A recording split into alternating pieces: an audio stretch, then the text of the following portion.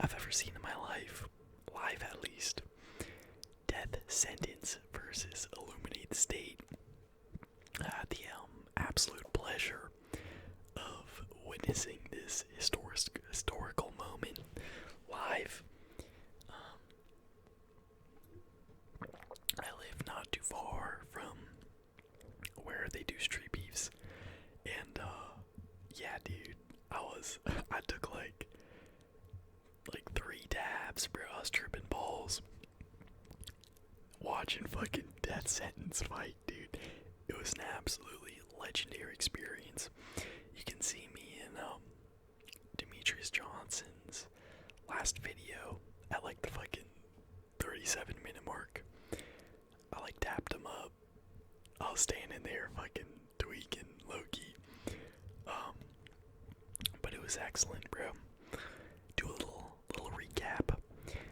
When he arrived, like, he was a legit celebrity, bro. It was so funny. People were lined up getting autographs, pictures. I got a good picture with him. And it was just so cool, bro. Like, the dude was like an actual like local fucking celebrity. I don't know, it was just really cool to see. And the camera, or like the audio from the videos of the event don't do it justice. It was loud as fuck, bro. Like, I'd never seen Street Beefs crowd be that excited or hyped up for a fight. Like, I was screaming my lungs out, bro. The fucking chants of Death Sentence, Death Sentence were literally like so loud. I couldn't hear what the fuck he was saying in the octagon because everyone was so loud. So absolutely electric, wonderful fucking energy. And also shout out to homie DJ Loves Fights. If y'all are hip to DJ, you can also see him in the video around the same time that I make my cameo. He was fucking clip farming, bro. Hard as fuck. Tapped him up like 12 times. It's pretty funny. And that shit worked. Made it in. But yeah. Death Sentence gets his first ever victory. Came out strong, as usual. Illuminate the State did try to hit him off the initial kick. Didn't cower away. And my boy came out swinging with the windmill punches. And Illuminate the State, he didn't want any of that mess. He was just looking for the takedown. Shot a double leg. Death Sentence had a good sprawl. Kinda hit him in the back of the head a couple times. Got him in guard. And then Illuminate the State, I think, shot again. Or maybe they scrambled. And, bro, Death Sentence had a locked in fucking like rear naked choke. Kinda like a bulldog choke. And all he had to do was grab his bicep and squeeze, bro. Because Illuminate the State was in trouble. Like, he was fucking getting red. But I don't think he really knew how to apply the choke in a strong enough way, so he didn't end up getting it. They scrambled a bit more, and then he hit Illuminate the State in the back of that again, and then bro just gave up. He fucking pussied out. You know, it was fucked up, to be honest. Like, he was hitting the fuck out of the back of the head, but they weren't the hardest shots, and he was fine. He wasn't like wobbled or like holding his head or anything. Like, dude was totally fine. He just kind of was looking for a way out. Fucking gave up. Death Sentence wins by straight intimidation and aura. And yeah, it was beautiful. I don't know if it was the ass or what, but like, I was damn near getting emotional, bro. Just seeing him getting like picked up and fucking ran around the ring, and like, bro, just the look on his face, like the second they announced that he won, it was just beautiful, bro. Like, shit had me low-key emotional, and it was fucking beautiful to see, bro. It was so hyped. Like, the dude was like, I don't know, he was so celebrated, and it was just fucking a beautiful moment, and I'm glad to be part of it. So, glad to have witnessed it. And yeah, dude, I'm so excited for the next Death Sentence fight. definitely gonna go whenever he does. But yeah, way better than the last 10 UFC cards fucking combined, bro. 100%. And a lot of the fights that day at Street Beefs were great too. If y'all don't know Winged C, go check out his fight. He's fucking cracked. Like, I don't know if he's UFC level, but he's definitely like pro level. Definitely too good for Street Beefs, to be honest. But he's like nasty, bro. He had some crazy emotes. And his striking, grappling, everything is like actually really fucking solid. And he kind of fumbles on the mic though. He just says chat, like, yo, I don't know what to say, chat. What's up, chat? That was awesome, chat. So he's got to work on the mic skills, but very entertaining fighter. And he had the death sentence trip. He was his strongest soldier, which was also kind of cool. But yeah, big shout out to Death Sentence, absolute legend, cooked the fuck up. And dude, Death Sentence has that hood in him, bro. Like, he's got that gangster in him, low key. He loves his Batman, he loves his Goku, but he's really about that life, bro, when it gets down to it. So yeah, that's the recap. Death Sentence by first round intimidation, got the dub, and yeah, beautiful moment. So let's get into this card, 313. Kind of a shitty card, to be honest. I don't think it's gonna be very fun. Might be a couple finishes, but yeah, on paper, I'm not loving this one. Cancellations fucking cooked it, bro. Joel Alvarez versus Gamrot was like the second best fight on the card besides the main event. Low-key, probably gonna be fight of the night. Like, I was so hyped for that fight, and then boom, fucking cancels. And then this motherfucker denies Gamrot, and they get some guy who's 0-2 in the UFC, 35 years old. Like, oh my god, don't even get me started, bro.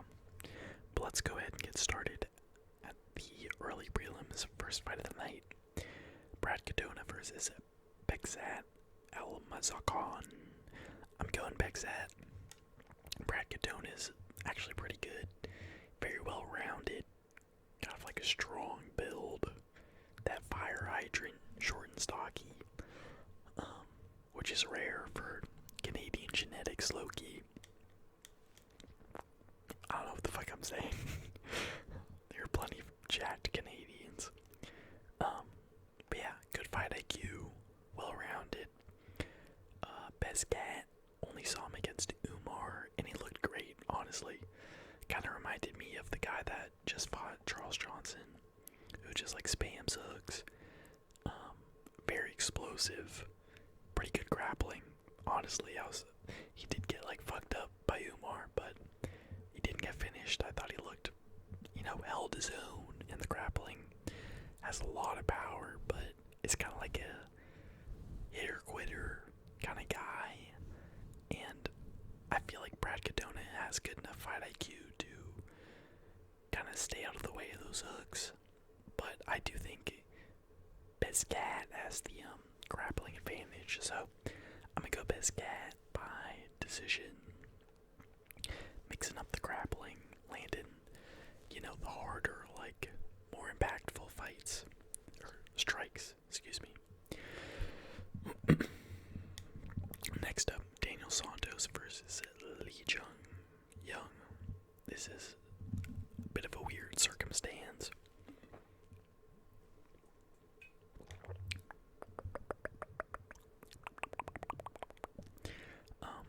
Lee Young was supposed to fight Trevor Peek. Peek pulled out, so then this got moved to 315, excuse me. And he was supposed to fight Gavin Tucker, who I've been waiting to fucking see, bro. Like, this guy never fights. He's had so many canceled fights, and he's like a COVID era fighter, but he's one of my favorite COVID era fighters. years, and I was always really impressed with him.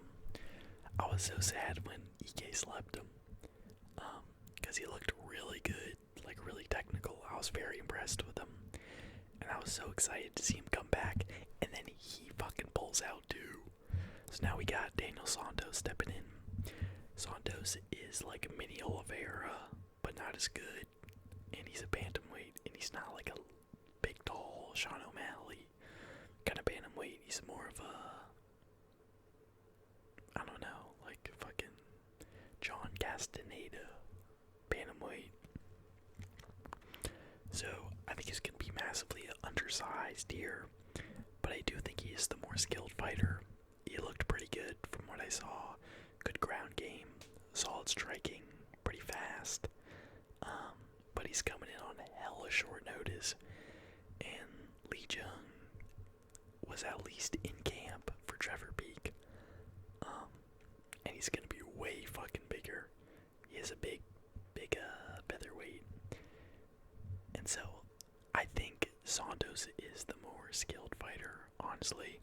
And I can see him having success on the grappling, but I think Lee's gonna be too big for him and win a close decision. 29-28. But yeah, close fight. Not too confident in that pick, honestly. But I think his size is gonna be too much for Daniel Santos. Next up, Marc-Andre Barriault versus Bruno Silva. This is like a impossible fight to predict, bro. This is like such a, I kind of like it. I fuck with the matchmaking, but I don't know who the fuck is gonna win this one, to be honest. I would lean towards Barriault just because he's not bad, like he's not terrible, just kind of chinny and a little bit of like a volume puncher / grappler that doesn't have much, you know, he's not very threatening.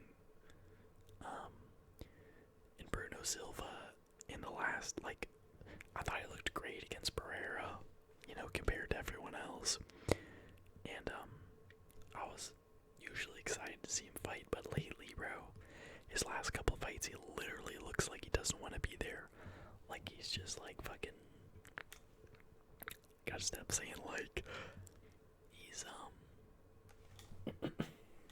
Bob Sapp later in his career, just showing up for a fucking paycheck, which I think, you know, is kinda gonna continue in this fight. So I'm gonna go Marc-Andre Barriault by sub, but I wouldn't be surprised if Bruno caught him and fucking slept him. But that being said, Bruno Silva got knocked down by Gerald Meerschaert, so, you know, I'm not gonna pick him. So yeah, Marc-Andre Barriault by sub. Next up, Navo Sterling versus Ivan Urslan. He's a little bit better than fucking Tuckos, but this is an obvious like setup fight for the UFC. Got a weird placement on this Canada card. I don't know how that came together, but yeah, Navo, he's pretty good. Like, I think he's, you know, gonna get a couple wins against Cans and then lose to better competition. But yeah, he's one of these CKP kind of guys that love their jab and low kick and composure and just hanging out on the outside, throwing a bunch of feints. And I think that's what he's gonna do to Ivan. Ivan had a close fight with Ion Kuntalaba. He didn't look terrible or anything, but yeah, I don't think he's good enough to catch Sterling. And I've got Sterling winning this by pretty boring, kind of pitter-patter decision. Next up, Mateusz Bukauskas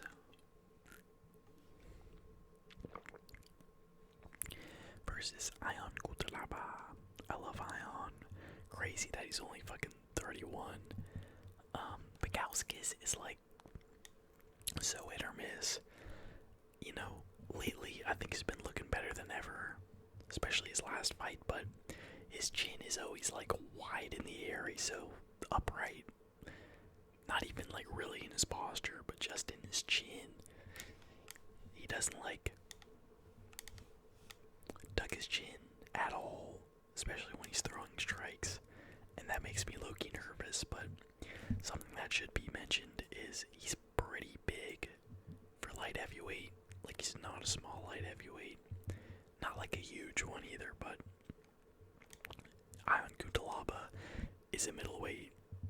You know, if there was a 195-pound division, Cutelaba would be the first one to sign up. This dude is not a real light heavyweight. Yeah, I really don't know how this fight's gonna go. Ion's been loving the grappling a lot lately, and I feel like Bukauskas hasn't fought many grapplers in the UFC. They mostly match him up with strikers, and he always looks kind of hit or miss. Like, sometimes he pops off, sometimes he gets cooked.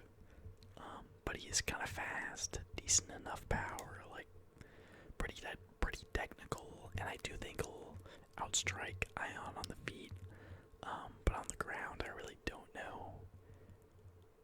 Like, I'm uneducated on how good Bukauskas' grappling is, so I could see Ion taking that route and winning using his grappling, but I'm gonna go Mateus Bukauskas by, fuck it, we'll go knockout. Why not? Yeah. Close fight. But I do think Bukauskas is gonna be bigger and a bit more technical than Ion Cutelaba. Next up,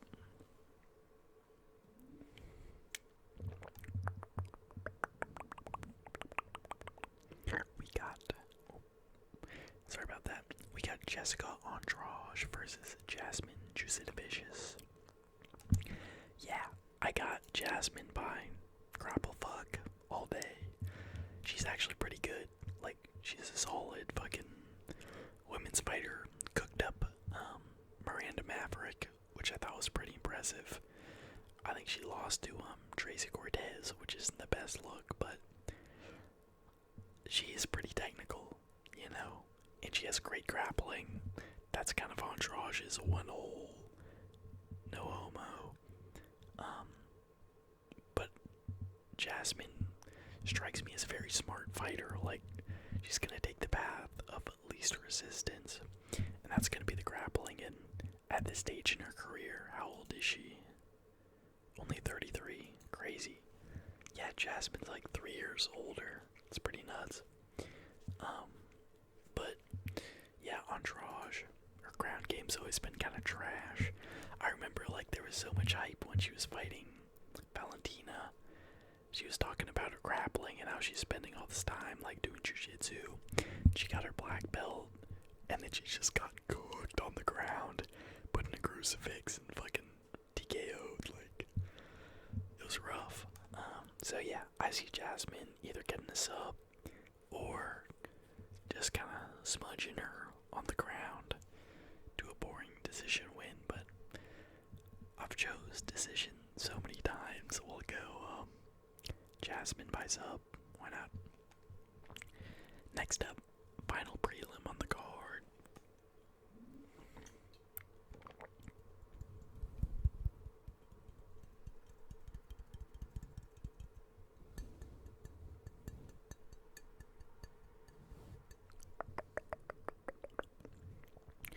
We got Mike Malott versus Charles Radke. Say it again. Don't say it again. Bro, he's gonna get fucking sentenced to 25 years to life if he says it again in Canada. He's cooked.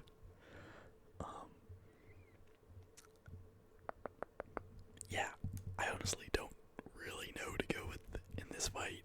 Mike Malott, like, he shows moments of, okay, this guy's pretty decent, like, he's a solid prospect, and then other times he just looks fucking trash. He was beating Neil Magny pretty easily before he gassed out and got fucking cooked, ground and pounded. Radke, kind of like a hit or miss guy, but I don't know.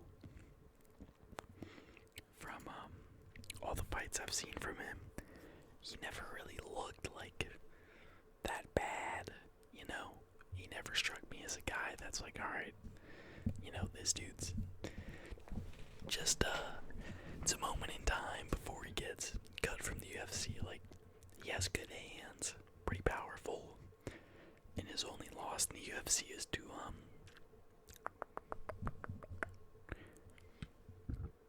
excuse me, Carlos Prates. He did a nasty knee. But yeah, good striking. I think he has decent-ish grappling. I think Mike Malot's definitely gonna grapple in this one. Try to get the fight to the ground. And I low-key kinda like Mike in this one. I feel like it's been a while since his last fight. You know, he's been cooking up in the lab, making improvements.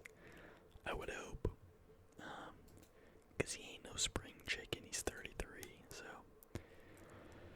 Yeah, beat Trevin Giles. Who hasn't? But I think Trevin Giles is low-key underrated. He's actually pretty good. He just has no chin. I want to go. Yeah, fuck it. I'm going Mike Malott by decision, but I think Radke by KO is like a okay prop. I don't know what the odds are, but I'd imagine they're pretty low, or pretty high. I'm pretty sure you can make some good money by Radke on KO, which I could definitely see happening. But I think the safe bet here is Malott using his grappling and getting the win by decision.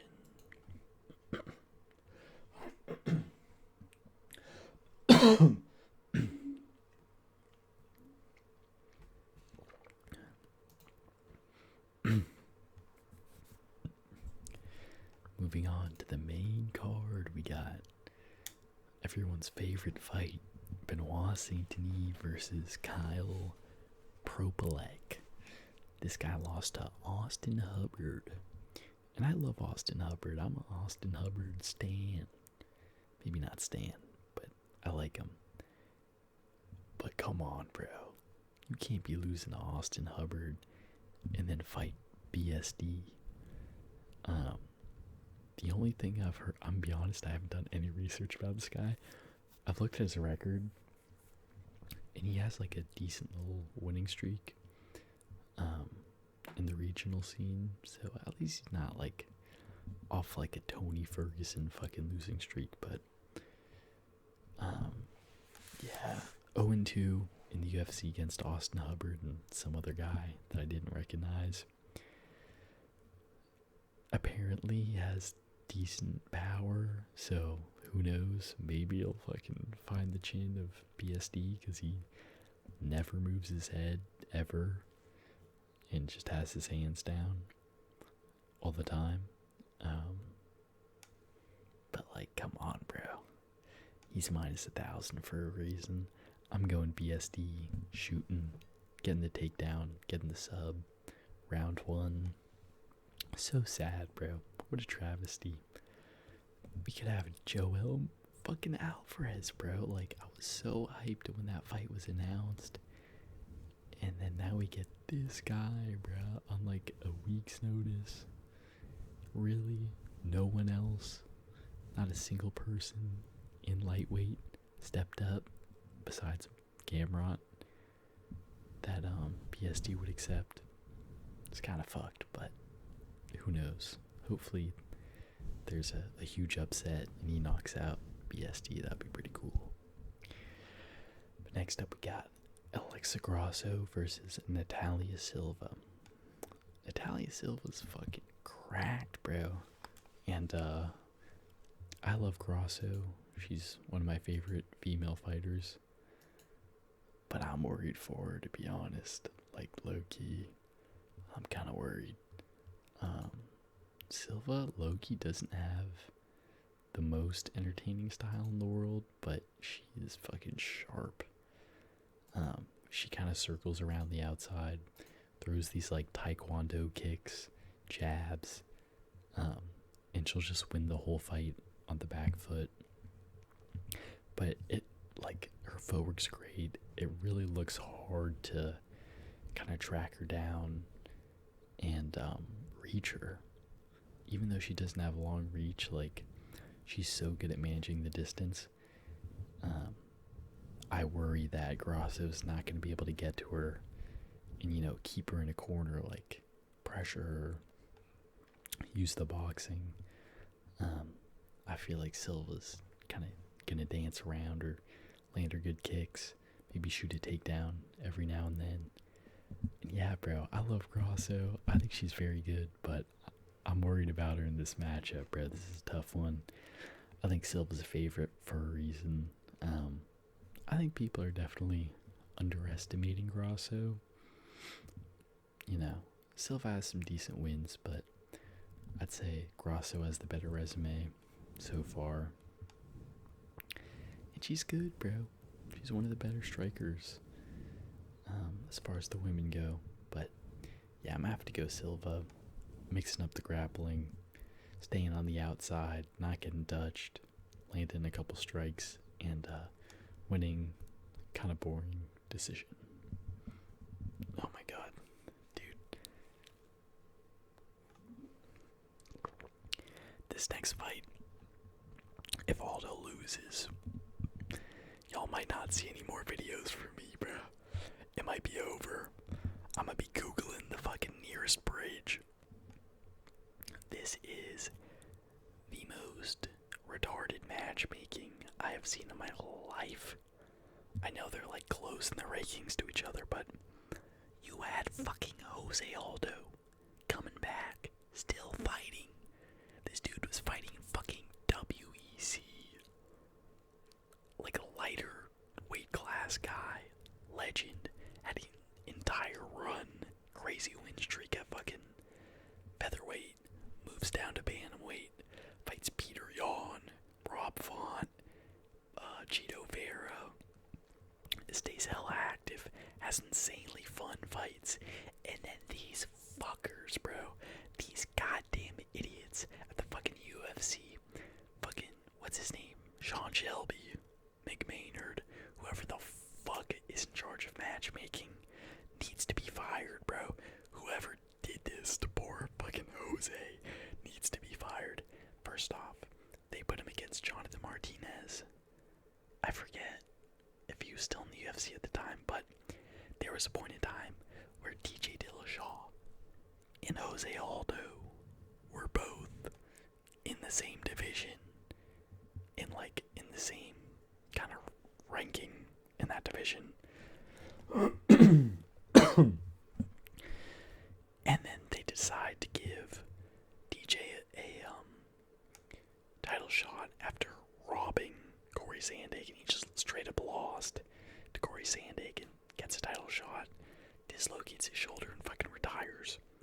We could have had DJ Dillashaw versus Jose Aldo. Like, if you were a UFC fan in fucking 2016, like 2015, whatever, and you said, we're gonna do Aldo versus Dillashaw, you would fucking cream your pants, bro.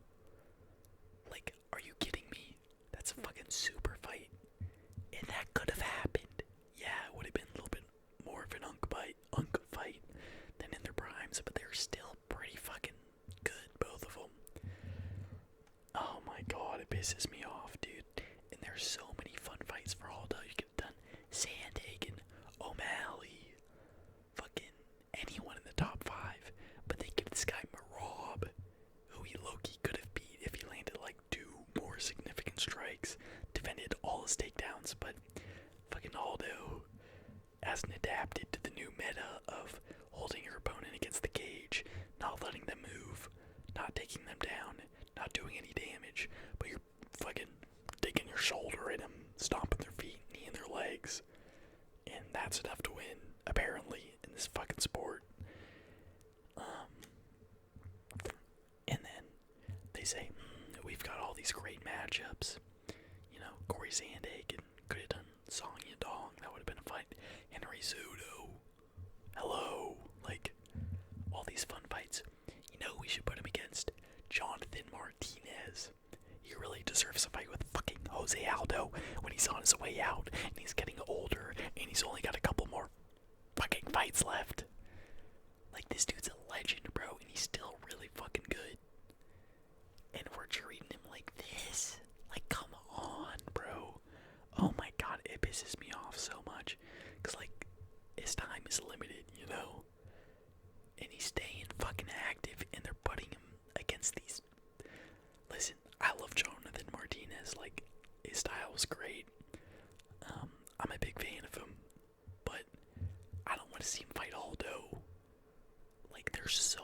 way better fights, and like that fight was okay. It was a decent scrap.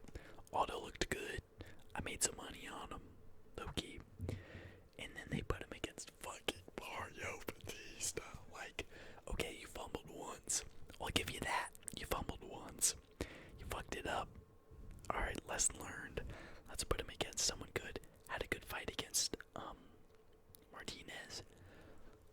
Let's give him Henry Cejudo, Corey Sandhagen, like, any of these guys. And they say, let's scour the fucking bantamweight division. Look at who we got. You know who deserves a fight with Jose Aldo? Mario Batista. Are you fucking kidding me? I was so mad when that shit was announced. And then the result was even worse. It was a like decent, okay fight for the first 2 rounds. I believe Aldo was up, or maybe it was 1-1. And then going into the third, this fucker just cage wrestles. Doesn't land a single takedown. Just fucking runs at him. Pushes him straight to the cage. Doesn't shoot. Doesn't do fuck all the whole round. And Jose, I believe, Loki landed a couple significant strikes. I thought he still won that fight, honestly. I think that was Loki a robbery. Because although he had fucking 3.5 minutes of cage control, whatever the fuck that means, he did 0 damage. And I believe Aldo landed a couple good strikes. So, like, first off, that was a robbery. Aldo thought he won, which I think is kind of why he let him hold him against the cage. Is because he's like, oh, I fucking did enough damage. Like, I should win this. And he was, like, surprised. He was fucking shocked when he lost. And so was I. And, oh my god. So it's like, okay, now you've had 2 chances to match Aldo up with someone interesting. Or, like, good. Or fucking an unk. Dominic Cruz. I forgot about Dominic Cruz. We could have had Dominic Cruz versus Aldo. Like, bro, imagine yourself in 2016. Like, telling that fan of the UFC, yo, we're gonna do Cruz versus Aldo. That's a fucking super fight. Yeah, Cruz would have been a little bit older, and Aldo probably would have fucked him up. But that's a legacy fight. And now Cruz is retired, so that ship has sailed. And so, okay, first 2 times, you know, they buffed it, they fucked it up. Surely,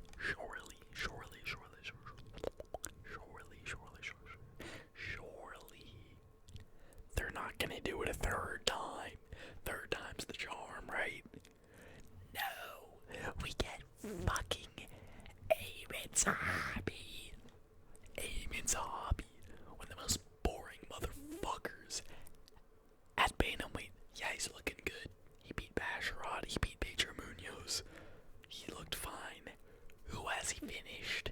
Who has he finished to deserve fighting fucking Jose Aldo? Let's see. Let's go back to 2017. Okay. Got knocked out by Ricardo Ramos. Decision win.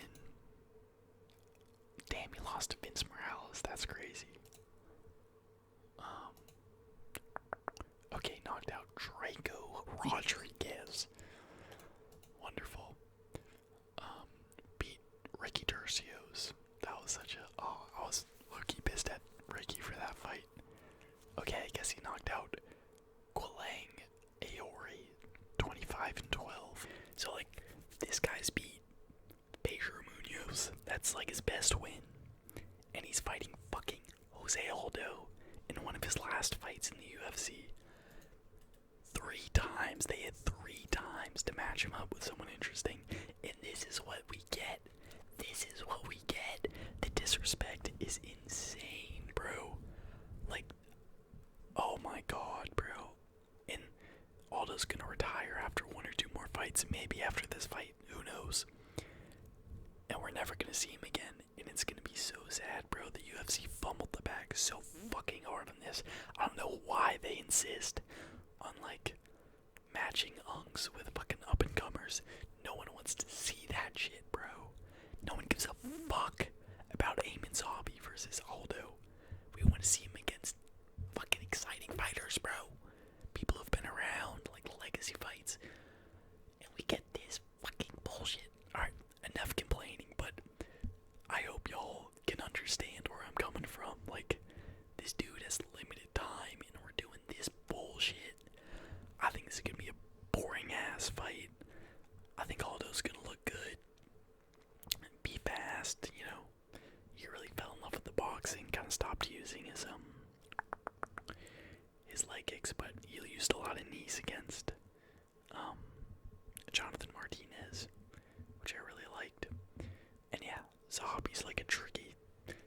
definition of a tricky customer, honestly. Good fight IQ. His boxing has looked pretty fucking sharp. He's got like SpongeBob arms. You know that fucking scene in SpongeBob where he's got those pink like jacked arms, but the rest of his body is all like normal and fucking yellow and small.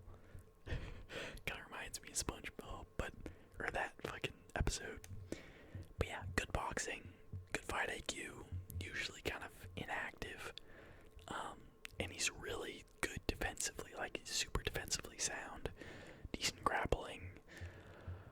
I could totally see him winning a boring ass decision, cage wrestling, you know, playing it safe on the feet, landing his jabs, and just doing barely enough to win a boring ass decision against Aldo. But I'm go Aldo because I still think he's elite, bro. Like Aldo, I think is still a top 10 fighter in bantamweight, absolutely.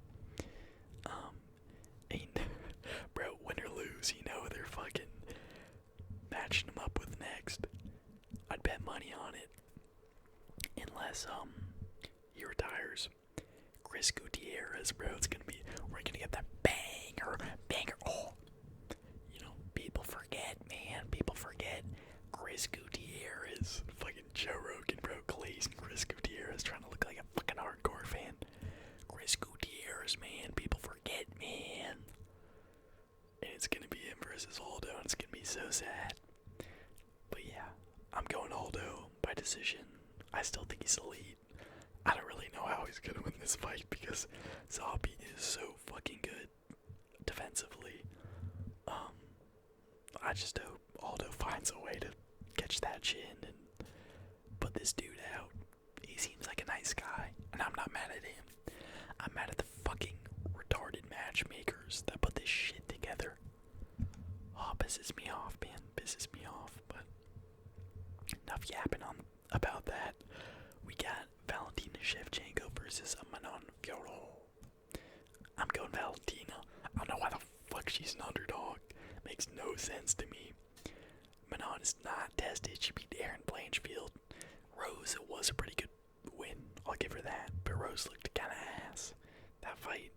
And she is not a flyweight. She's like a fatty boom batty flyweight. But yeah, I mean, Fiorot does look good. She's pretty fucking big. Good fight IQ. Like, she hasn't really had a moment of weakness in the UFC, I feel like. But she's not that dangerous on the feet. And unless she finds an opportunity like Grasso, where Shevchenko fucks up and she like hops on her back or something. Like, for those picking Manon, how do y'all see her winning this fight? Because the only way is decision, like, kind of outstriking her on the feet. You know who the fuck is outstruck Valentina Shevchenko besides Amanda Nunes? Like, no one, really. Even Grasso, like, she had moments, but she had more success in the grappling and, you know, the first fight, at least. Yeah, like, Valentina's elite. She is getting a little bit old, to be honest. And I do think Manon's, even though she's old too, she's kind of like a new breed of women's fighter. I feel like, you know, Valentina was knocking out Jessica Ai and, like, fucking Jessica Andrade, like, some of these fucking auntie fighters. But I feel like Manon is definitely more kind of a new age, like, she knows what the fuck she's doing.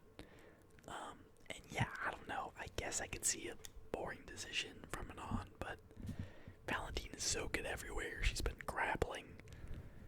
Like, I got her winning this shit by decision. The one thing I'm pretty confident in is that this fight does not end in finish, but who knows, maybe it'll be a war. I kind of get the Manon pick, but the fact that she's a favorite is insane. I already put some money on Valentina, so yeah, I'm going Valentina by decision. Just being well-rounded, mixed in the grappling, and like being actually dangerous on the feet. And finally, we've made it to the main event.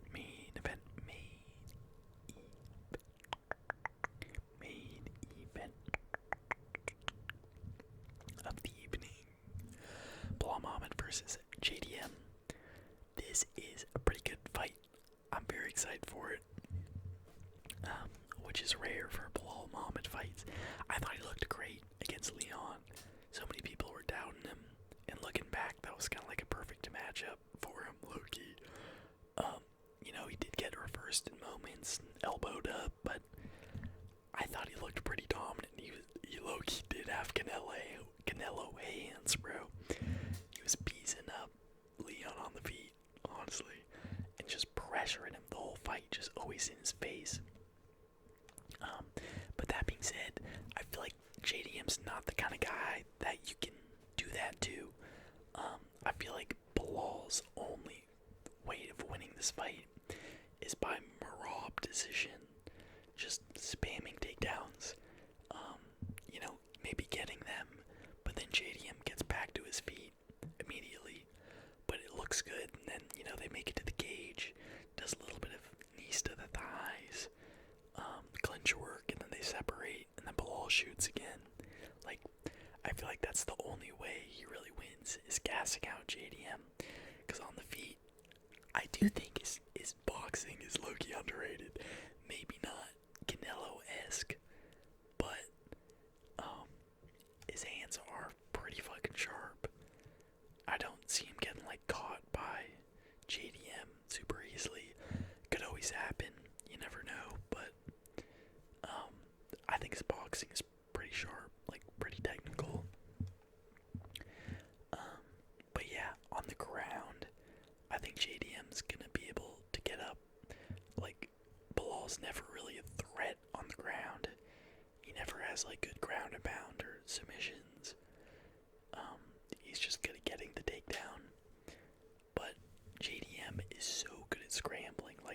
I think he's one of the most creative, hard to control fighters in the UFC right now. I rewatched the Burns fight, and this dude is pulling shit out of his ass, bro. These insane scrambles and just creative ways to get up and grapple. Greg Jones was saying, he was learning shit from JDM, which I 100% believe. He was like, I came down to fucking help this guy out, and he's teaching me, and that's Greg Jones. So I'm looking very confident in his ability to do well in the grappling. But I think Belal could definitely kind of smudge him a little bit. Although he did have great urgency against Gilbert Burns. Whenever Gilbert would shoot in, and JDM would have to defend, and Gilbert would try to get him against the cage, JDM would immediately disengage, kind of the opposite of Aldo. The second he had the opportunity to separate, he would. And yeah, the only worry I have is are we overestimating JDM's hands? Cause low-key, who has he fucked up? That's high level,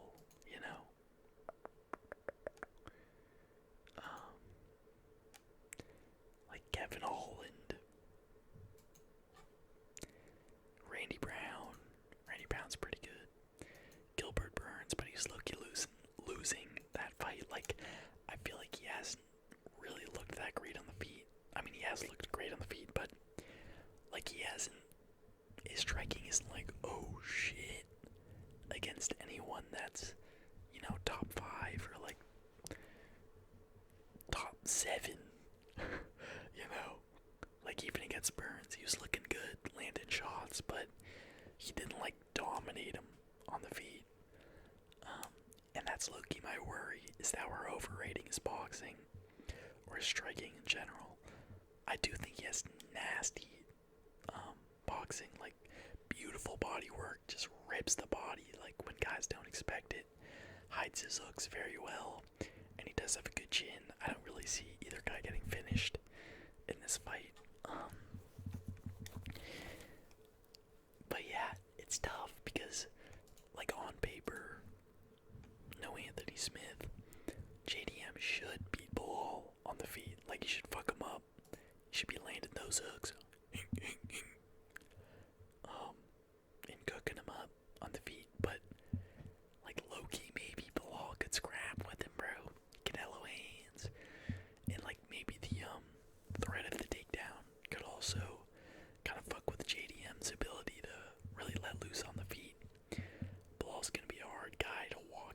feel like JDM does best when he's able to kind of be in that back and forth, you go, I go kind of scrap, like he was against Anschlusa and Basilavez. And I feel like Belal's not really gonna play that game. He's gonna like jab, jab, jab, shoot, jab, jab, jab, right hand, shoot. Like he's not gonna scrap with JDM. And I feel like JDM, he's not really a sniper. Like besides the Randy Brown fight, he's never really like tracked someone down and fucking ink and, you know, just caught him, like lined him up and finished him.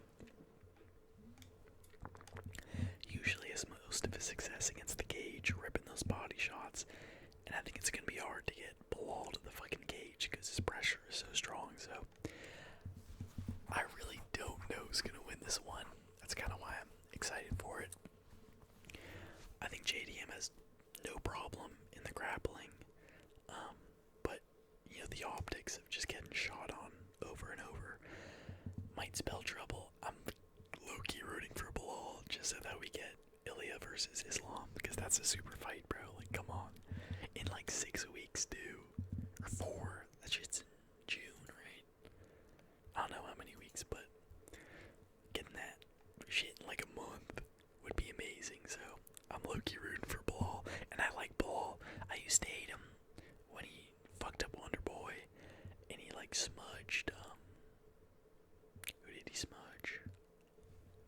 Oh, I'm blanking. Yeah, the Wonder Boy one was sad as fuck. Luke A was pretty sad too.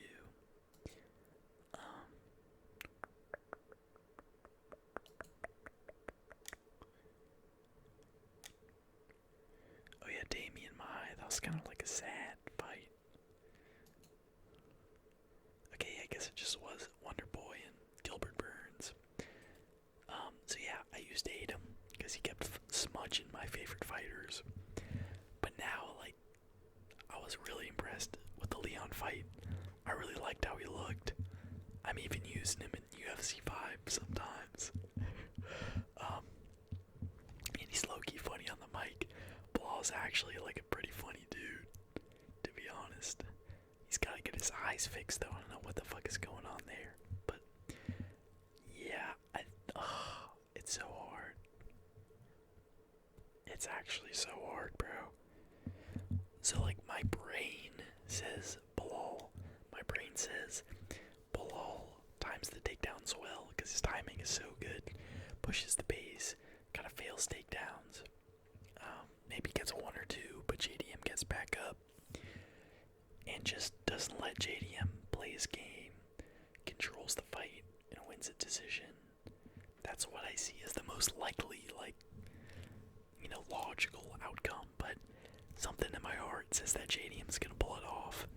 I don't really see him finishing Belal, but I think he's gonna rock him like 2 or 3 times, like be close to a finish.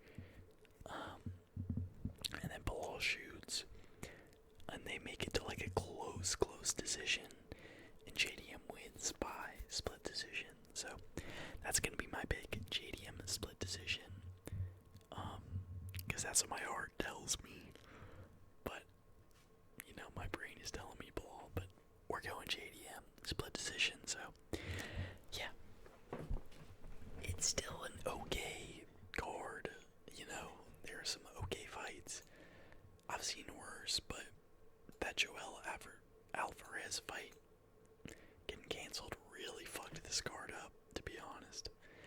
So yeah, to recap, I got Bexat by decision, Lee Jong-yong by decision,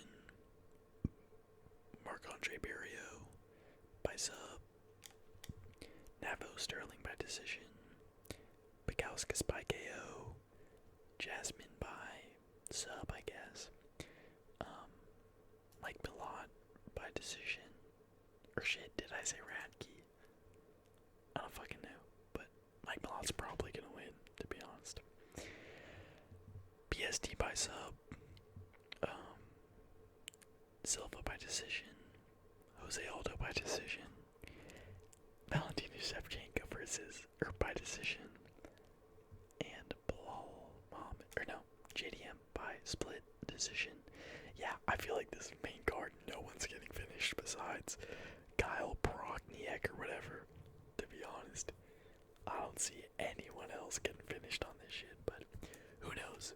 Hopefully it's like one of the best cards we've ever seen, and everyone's just sleeping on it. But yeah, long ass video. Sorry I'm getting it out kind of late. But yeah, really appreciate y'all watching. Sorry, don't know what the fuck that was. But yeah, appreciate y'all watching. Have a great night. I hope y'all get some